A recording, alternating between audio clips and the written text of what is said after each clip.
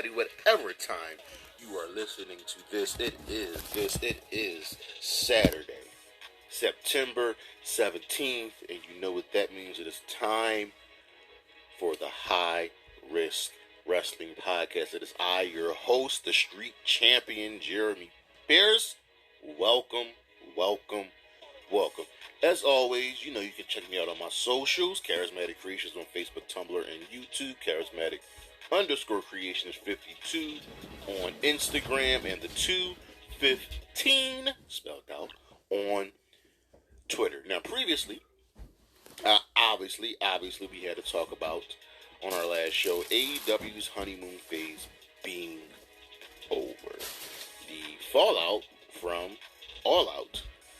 And everything just that entailed and what's going on. And today, well, we were going to look at, I had a couple shows planned. I kept flip-flopping, but the one I settled on was Welcome to the Main Event, taking a look at people what happened the first time they really got to the main event scene. That doesn't necessarily mean winning a world championship, but becoming a top star. But we're not doing that today. We're going to move that. We're going to move another show that I had planned. We're going to do next week. We got to talk about that one. But no, we're going to be looking at the PWI Men's 500, and more specifically the top 50 and the top 10.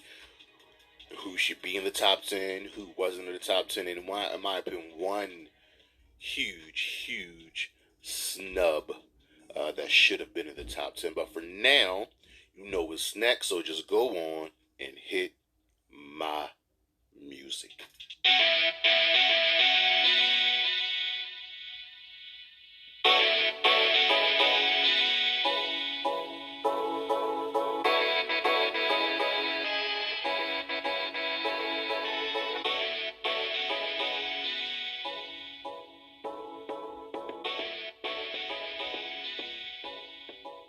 Cool. So let's just dive right into the news. So Eddie Kingston was pulled from the New Japan Strong tapings due to COVID. Nothing serious, but he just got an infection. Wanted to prevent. He's good because he's going to be wrestling next week on Rampage. So he's good, but he just sucks that he had to miss the tapings. CM Punk had surgery for his torn triceps. He'll be out looking like 7 to 8 months. There's more other reasons why he'll be out of action as well. Marty Jannetty is has been hospitalized due to some ongoing health issues, and we wish him the best. You know what I mean? He's a legend in his business, and one of the he's been on a wild ride in the last couple of years, but we hope he's in the best of spirits, and we just wish him the best. Taylor Wilde is still under contract to Impact Wrestling. That's crazy because she came back and then she was just gone just like that. I'm hoping she can, get some more reps in the ring. She last wrestled at Victory Road in 2021. Has been on TV since. If they could bring Taylor Wilde back, we've always been a fan of, bring her back. And yes, going to next week, because that's next week's show, NXT 2.0 is kind of no more. But it's there. We're going to get NXT 3.0. The 1 year of 2.0 is gone. It looks like we're going to get a mix of the black and gold plus the 2.0. There's been a new logo, so we shall see. Next week's show is going to be fun. WWE as well with the 2.0 gone. Bringing back takeovers. As you know, when Vince switched NXT 2.0 to 2.0, we had no more takeovers. And when you hear the name takeover, you expect great fucking things, and that's what we need. We're gonna dive into all of this next week, so don't worry about it. Sky Blue is under contract to AEW, but she's not an AEW wrestler. You know what I mean? It's like Sky, Diamante, and Kylan King are all under contract to AEW, but they're not a part of the AEW roster. It's weird because these are 3 women that get used on a regular basis. And I want to see all 3 women get title shots, get opportunities. So Sky Blue's under contract to AEW. Like she has to clear her independent bookings with AEW. So we'll see what's going on. The NXT in its anniversary episode saw a nice little boost in its ratings. They pulled to 728,000 viewers with a .15 and an 18:49 demo. It's pretty good. That's pretty good. AEW has lifted the suspensions pretty much for everyone who tried to break up the fights at All Out. So Pat Buck, Michael Nakazawa, Brandon Cutler. I know I'm missing a few other people, but their suspensions are up. But Kenny and the Bucks are still suspended. Ace still, Punk still suspended. Kaz will be returning to Impact Wrestling. He will be taking part in a Triple Threat Revolver match facing Kenny King, Laredo Kid, Alexander EM, Trey Miguel, Black Taurus, and New Japan's Yuya Uemura. It's a nice little blend, but nice to see an Impact original like Kaz back in the company. It looks like Jeff Hardy will be making his in-ring return soon, as he's expected to be out of rehab soon. We'll see how they as an AEW integrate him back into the show. Bray Wyatt, you wonder why he hasn't been wrestling? Well, he's pretty much been pricing himself out. He's asking for too much. So essentially, the only place he can go back is the WWE. When he was released, the only people making more money than him were Roman, Lesnar, Orton, and Ronda Rousey. He was one of the highest paid wrestlers in all of wrestling, Bray Wyatt. That says a lot. So we'll see what happens with him. Ezekiel is no longer listed on the Eternal roster. He got written out, and obviously we're going to expect Elias to return at some point. It's going to be weird because we're pushing for KO face KO, and Elias has to get his revenge. We'll see how they play that. And lastly, Chuck Taylor, Orange Cassidy, and Chris Statlander will all be on an episode of The Floor is Lava. They were seen in the trailer for season 3. Obviously, this was filmed before Chris got hurt, but this is going to be great. I cannot wait to see this. Well, that is the news, ladies and germs, and we shall be right back.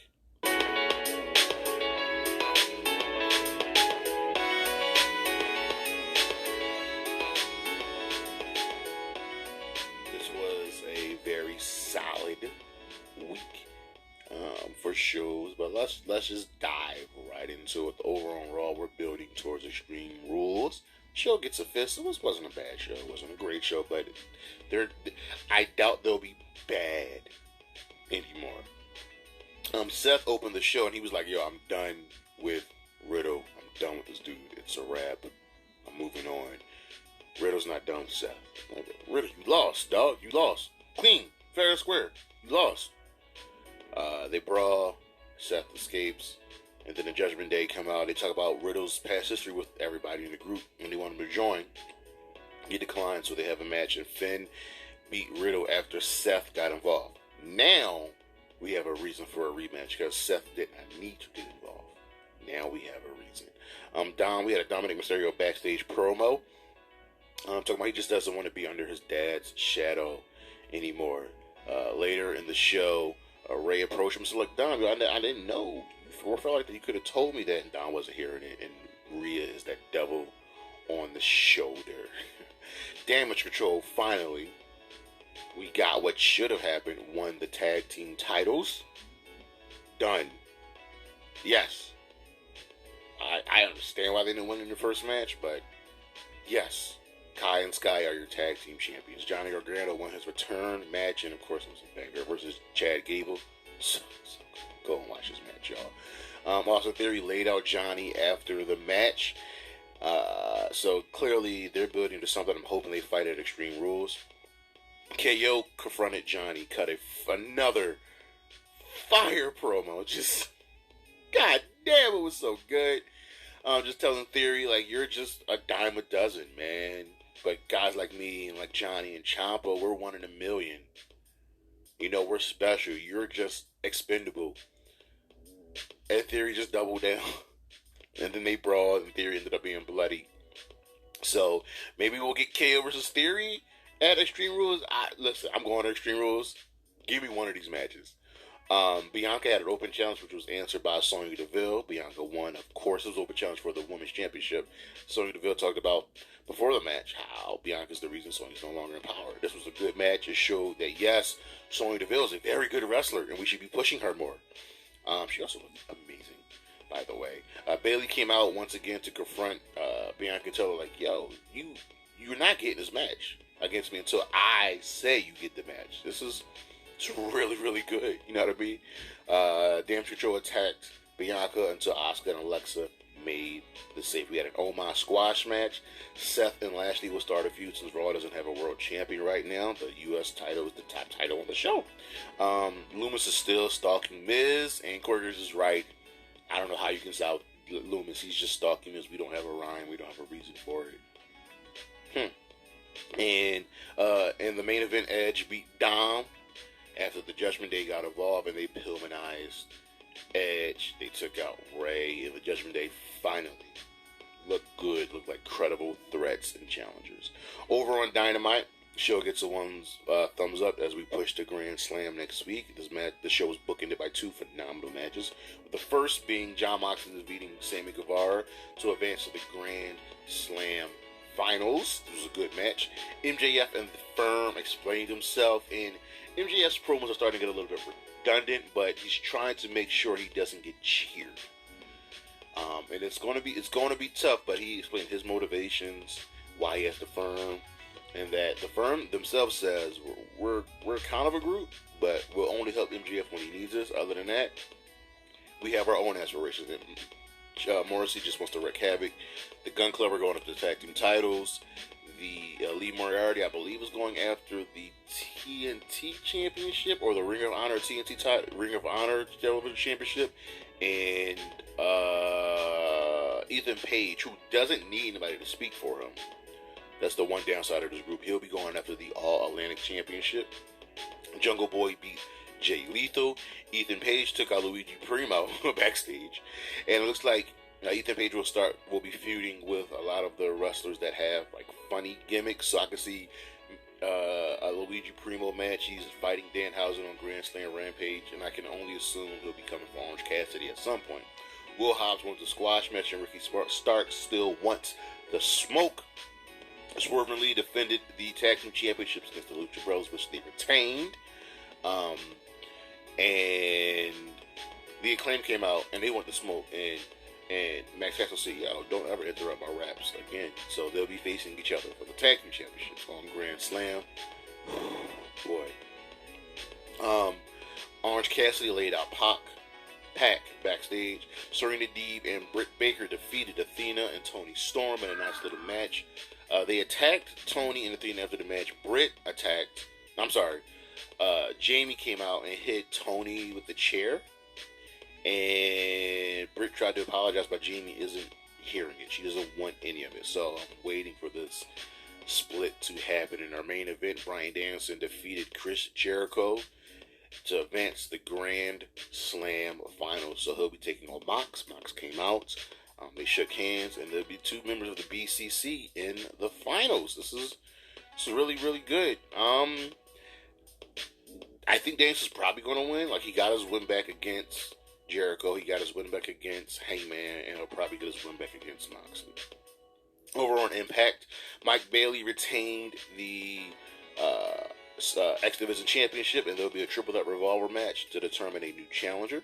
Killer Kelly gets another win, and they're building her up, which I'm really, really stoked about.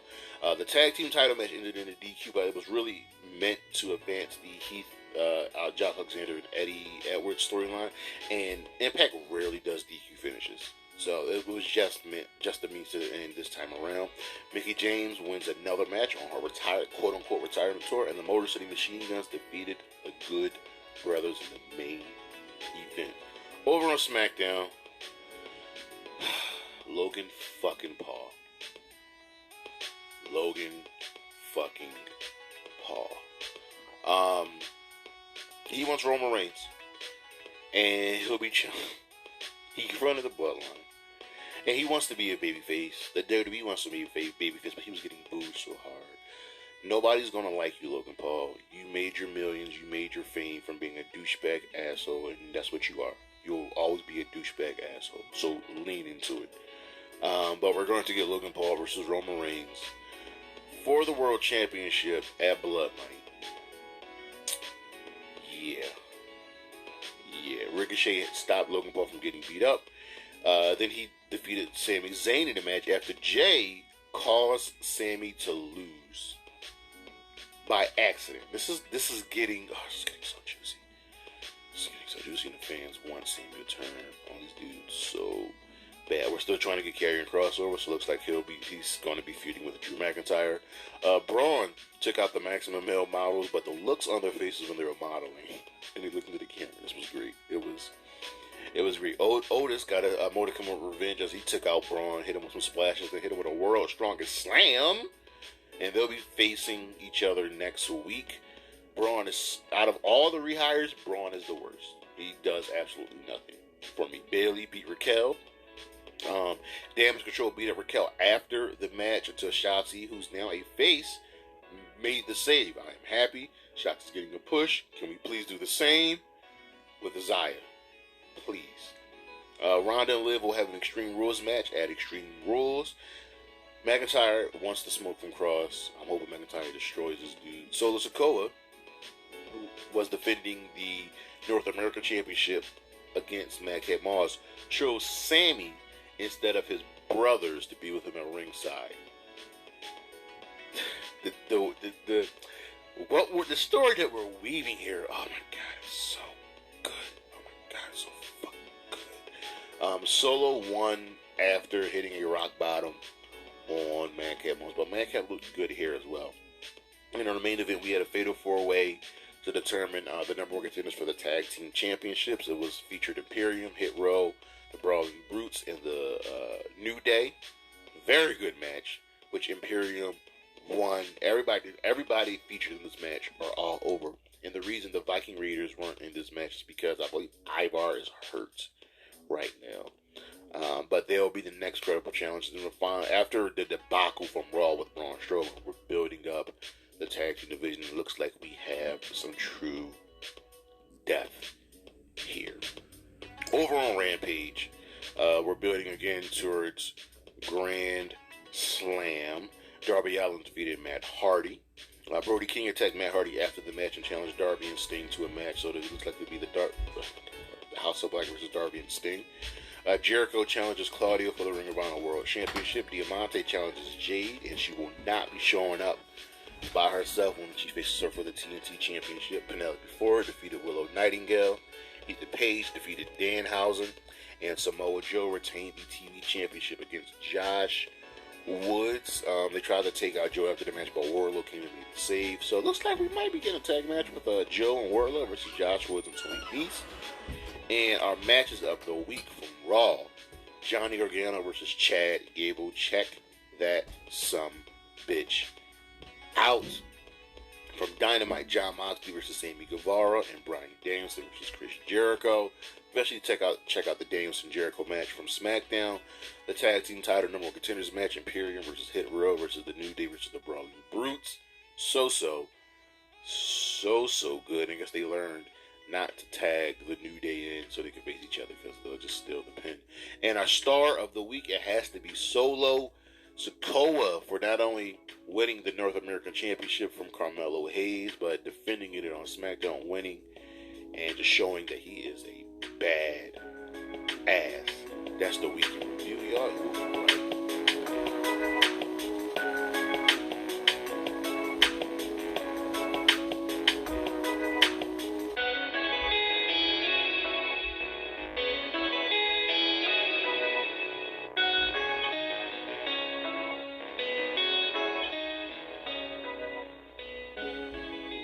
It is PWI season once again. And ladies and germs, we've got ourselves a top 10. Now, if you don't know, the PWI is the Pro Wrestling Illustrated, where they rank the top men's, women's, and tag teams of a specific time period. And the men's list has come out. We'll be doing the women's list. When does the women's list comes out? The women's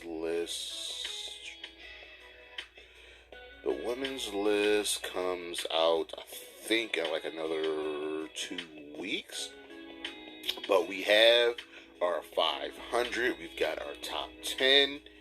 And that's what we're doing today. So, first of all, the time period recognized for this year's period is, I have it here in front of me, July 1st, 2021 until June 2022. So that's the better part of a year. So we're excluding July, August, and September of this year.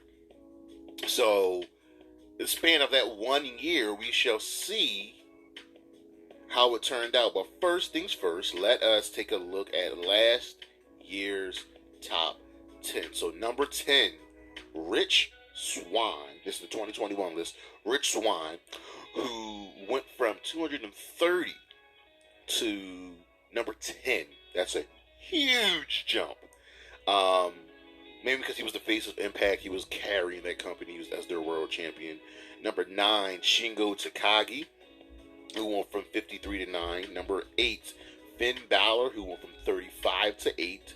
Number 7, Will Ospreay, who went from 21 to 7. 6, Jon Moxley, who went from number 1, dropped down to number 6. Number 5, Kota Ibushi, who went from 17 to 5. Drew McIntyre, who stayed, he was number 4 in 2020. And number 4 in 2021. Bobby Lashley at number 3, went from 44 to 3. Roman Reigns at number 2, who went from 14 to 2. And Kenny Omega, who went from 13 to 1. So that's kids. Who was number 1 in 2020? Mox. Okay. Yeah, Mox. Alright. So, we have that. We have our 2022 list. So, first things first, before we get to the top 10, let's take a look at 50 through 50 to number 11. So, coming at number 50, Trish Adora. Yes, they do put women in the list. Mainly as if they do it because of their intergender work, and there are 2 women that excel at intergender wrestling. One of them is Jordan Grease, and the other one is Trish Adora. Trish Adora was actually number 44 in 2021. She's that good. Like, Trish Adora is fucking phenomenal. It's crazy how good she is. And just we're running through this.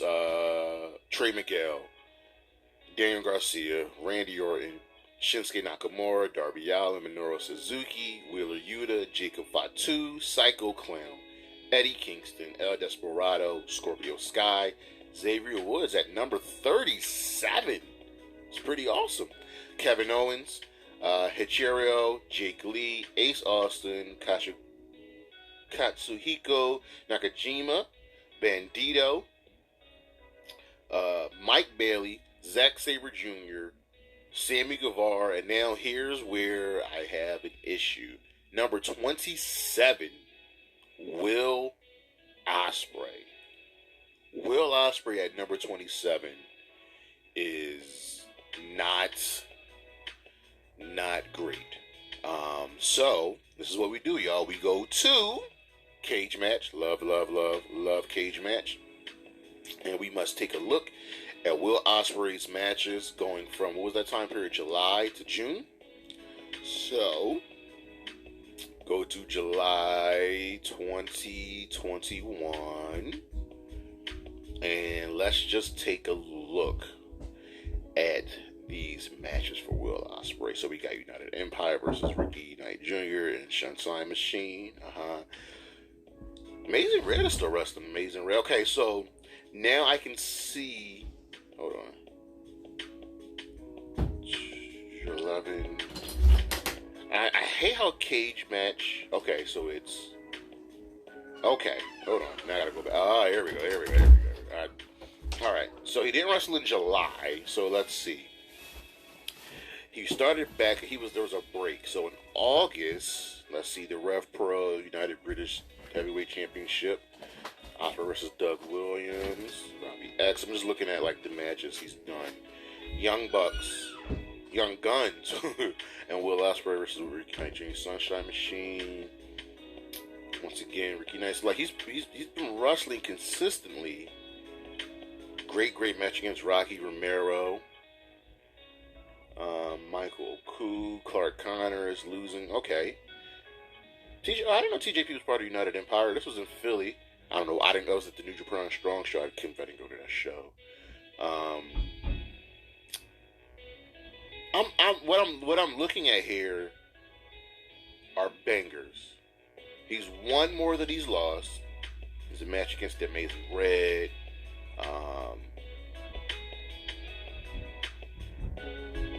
This is like, so he's at 27. Now the question is, who's above him between 27 and 10 that deserve to be above him?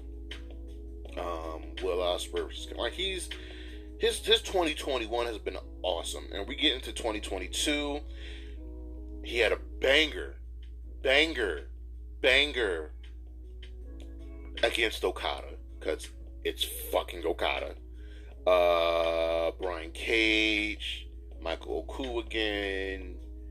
Now, lost the match against the Bullet Club back in Japan. Does the question is, does his time in AEW fit here? So let's jump up. So you got the New Japan Cup. Won most of those matches.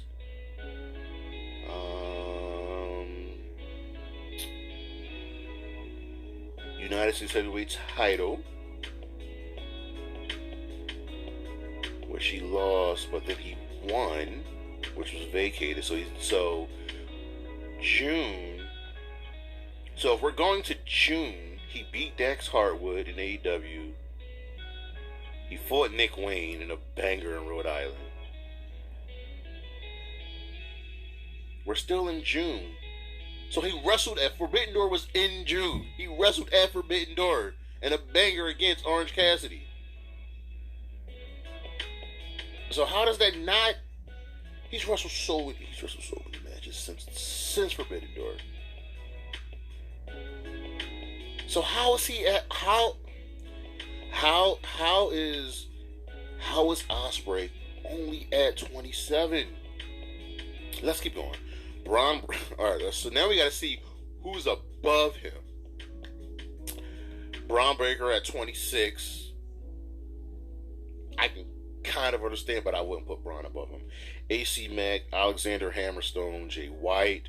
Jay White at 23 is kind of criminal. Jericho, Moose at 21, Drew McIntyre at 20. Okay, now here we go. Let's see if Susan is the 20 to 10, 20 to 11. Drew, Kenny Omega, Adam Cole, Seth Rollins. Seth being at 17 is kind of a hurt piece. MJF at 16, Hiroshi Tanahashi at 15, Josh Alexander at 14, Matt Cardona at 13. Yes, I wholeheartedly approve at Matt Cardona. Matt Cardona jumped 284 spots from 297 to 13. Was that the biggest jump this year?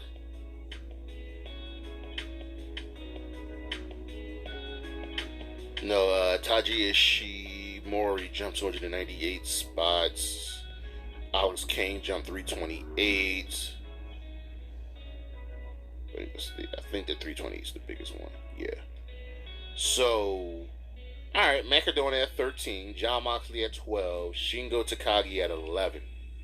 So here we go. We're diving into our top 10. I would have had Ospreay in at least the top 15. At least the top 15. That's just me. I would have had him in the top 15, okay? But let's take a look at this top 10. So coming at number 10, Jonathan Gresham. I understand why Jonathan Gresham is here. He carried Ring of Honor on his back. He is their champion for the longest of time. He's called the Octopus for a reason, because he's just that damn good. Alright? So, if we're looking at that time frame,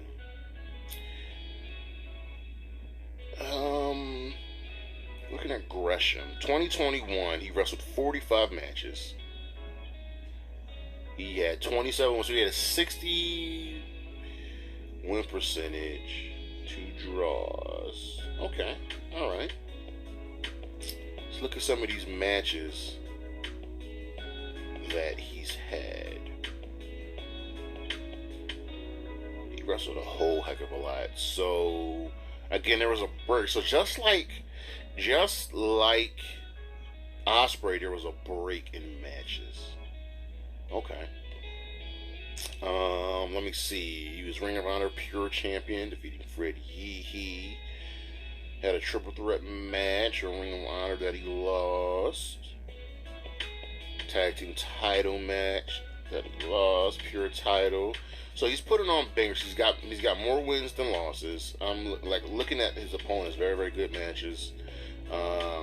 Really good champions versus all-stars match. The Briscoes, EC3, Flip Gordon, and Joshua's defeated Bandito, Dragon Lee Gresham, and VLNC Unlimited. Pure title. Like, he's putting on solid matches, getting solid wins. PWG, Pure Rules. It's doing phenomenal. Wins the number 1 contenders match, and then wins the vacant world championship. And he was Mr. Ring of Honor, and then he just put on just very, very good matches. It's really scary how good he is in the ring.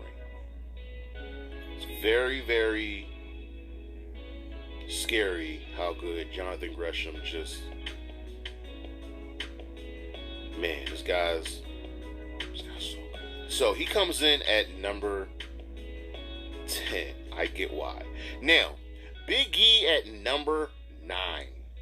Going from number 13 in 2021. And this was to recognize his just phenomenal work. The guy's just... Yes, he's out. He's injured now. But the guy really has put in just some solid work. And he recognized his... They recognize his reign as champion. That it wasn't the best reign, but we really, really love Big E. And I am genuinely happy to see him get recognized for that work. Number 8, El Hijo del Vikingo. Now, this is a person that I don't know of. So what we do is we go and just kind of take a look at him. So let's take a look at El Hijo del Vikingo. He's young guy, born 1997, from Mexico, and just looks. So he wrestles primarily in AAA. AAA is a very respected promotion, and I'm here looking at his time. The boy doesn't lose. He is woo. Hold on, Elvi King. I did spell his name wrong. You gotta go to cage match. We gotta go to cage match. What the fuck is cage match? We gotta go to cage match. His current match. So he's hasn't been wrestling. He's only 25. He hasn't been wrestling that long. So this guy's a prodigy. He's 5'7", 156. I'm looking at his. I'm looking at his current rating, 9.13, and he's got, from just the voting, his average match is like a 9. He's got,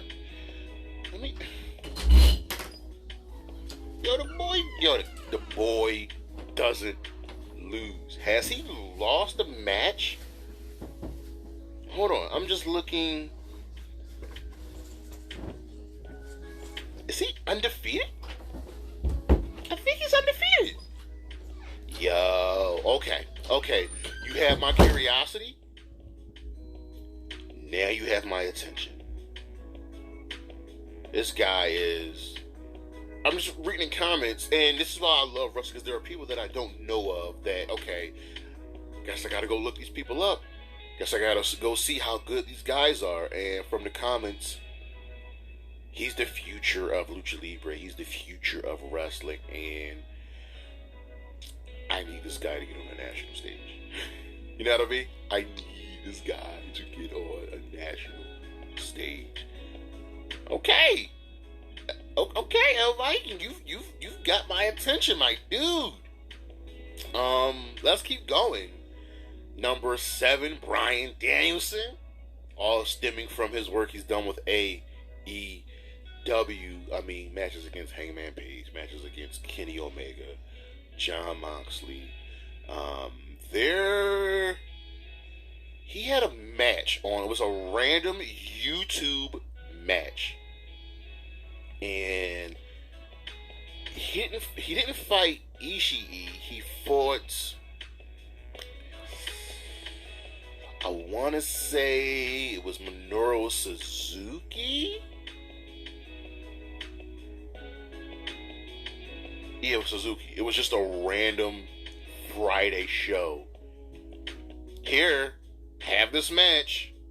Take it. The guy's just been great, and he understands the business. He understands putting people over, making people look good, doing what's best for business. The guy's just awesome.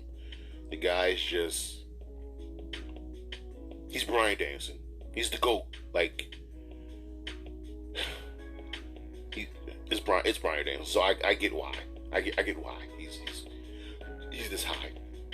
Number 6, Cody Rhodes. Now, personally, I think this all stems from his return in the WWE, because let's be honest, his last little bit in AEW wasn't that great. Wasn't that great. If we go to his matches, let's see.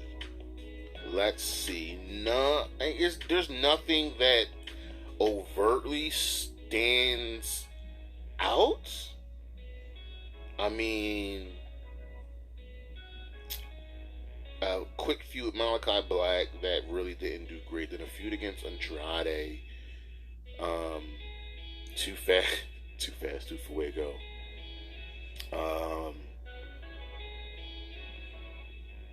Some solid stuff here. Street fights, TNT titles. That weird thing he did with him and Sammy. And then the return at WrestleMania. So, him versus Seth. Very, very obvious. Him versus The Miz. Him versus Seth again. These are house shows. Him versus KO. So I think him being ranked this high all stems from his recent WWE work, because if I'm correct, the Hell in a Cell match falls into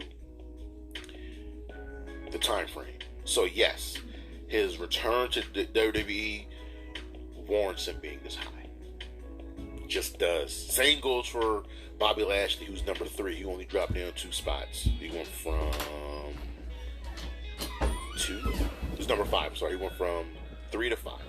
Bobby has been putting in great work, elevating the United States Championship and just being an all-around good hand. And now we're seeing him really be recognized for him being just here, helping to elevate the United States Championship with, the world title being on Roman and over on Smackdown. Bobby's been great. WWE champion, now he's the United States champion. His run last year up until now has been great. Number 4, Hangman Adam Page. And you're wondering, well, wait, why is Adam Page number 4? He jumped 30 spots. Because even though his reign as world champion wasn't, let's just say, memorable, the matches, find me few people who had better matches than him. His matches were fantastico. That's how he was amazing in his matches. Again, ring wasn't great. The matches, though, that warrants him being that high. Now, number 3 is CM Punk. Do I think CM Punk should be in the top 10? Yes. Do I think he should be above Hangman Page? No. So even though Punk put on good matches, there was something about those feuds. They all kind of ran together. They all were the same. They were told great stories. I mean, let's think about Punk's feuds. Eddie, Darby, MJF, Hangman. The only one that really ever stands out of all of those was MJF. And that's why I think he should be ranked lower. But the matches he put on were good. You know what I mean? And our top 2 are kind of really self-explanatory. Number 2, Kazuchika Okada. Do you ever really need a reason to go, why is Okada in the top 5? No, not really, because again, it's Okada. He's been putting on bangers recently because he's fucking Okada. It's really that simple. And number 1, I didn't think, obviously, there's only going to be one true number 1. That is the head of the table, Roman Reigns. In that span from 2022 to 2021 to 2022, he defeated Cena, Balor, Goldberg, Big E, Brock Lesnar. Dominance, God mode, greatness on a different level. It's that simple, guys. It's really, really that simple. Roman Reigns could easily be number 1 next year, but it might not happen because he needs better opponents. And he's going to take on Logan Paul. So, Roman Reigns being number 1 it should be shocking to anybody. He's just been dominant. And you respect that dominance. So, that's our top 10. Again, I think Ospreay should have been higher. I like Cardona being 13. I like Josh Alexander getting some respect. Seth probably should have been higher, for sure. But I don't have any true issues with it. My only issue is Will Ospreay being 27. Like, who's behind him in 30s? Mike Bailey, 29, Zack Sabre Jr., 28, Sammy Guevara. Okay, all right. I can see that. I love the respect that Dan Garcia got, number 48. That's very good. Where's Judah at? Wheeler's 43. Good. It was very solid. Ricky is in there. I'm happy to see some of these guys get the recognition that they truly deserve. But let me know what you guys think. Do you agree with this top 10? Do you agree with the top 50? Do you feel how I feel about Will Ospreay? I think that was a major snub in my book. But thank you all for listening. Thank you all for letting me into your homes and into your ears wherever you're listening. And I really appreciate it. Next week we'll be looking at the end of NXT 2.0 and how we're moving over to NXT 3.0 with the black and gold plus the rainbow brand. This should be fun. We're pretty much gonna take a look at that whole year of NXT 2.0. As always, my socials: Charismatic Creations on Facebook, Tumblr, and YouTube. Charismatic_Creations52 on Instagram, and of course the 215 on Twitter. And as always, Xylee, Wendy Chu, Shotzi Blackheart, Gigi Dolan. Gigi, holla at your boy. Please. Holla at your boy. Peace.